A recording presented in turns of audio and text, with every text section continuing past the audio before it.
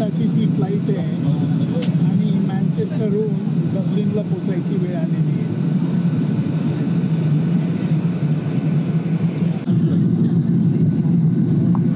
अत्यंत सुंदर शहर, वरनं इतकं का छान दिसतंय बघा. 5 दिवस इथे थांबायचंय, डब्लिन फिरायचंय आणि 2 छानपैकी क्रिकेट मॅचेस पण कव्हर करायचे.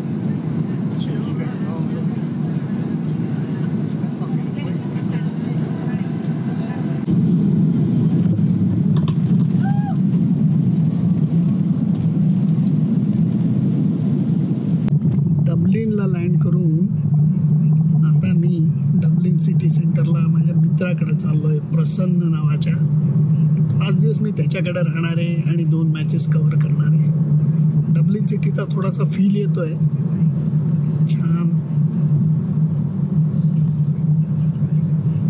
लाल विटांची, उघड्या लाल विटांची घरं नेहमीच मला मोह पाडतात.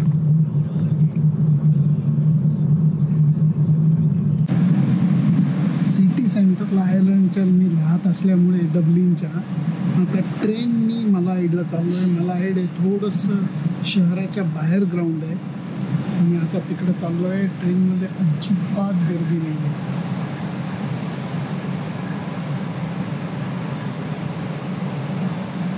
स्वच्छ मोकळी धाकडी सुसाट ट्रेन.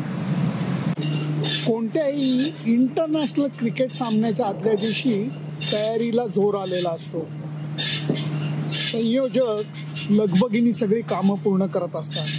भारतामध्ये बघायला गेलं तर ही तयारी जरा जास्तच रंग दाखवते. मैदानाच्या आसपासचा परिसरही सिमेंट कॉन्क्रीटने अगदी भरलेला असतो. आयर्लंडच्या क्रिकेट मैदानावरती मात्र हे दृश्य नाही आहे. सगळे टेम्पररी स्टँड उघडलेले आहेत, उभारलेले आहेत तात्पुरते. आणि मलाहाईड क्रिकेट क्लबला हे असं रूप देण्यात आलेलं आहे. एरवी हा क्लब म्हणजे एक छोटंसं क्लब हाऊस आणि बाकी सगळं विस्तीर्ण मैदान. पलीकडे तर इकडं कासल आहे म्हणजे राजवाडा आहे.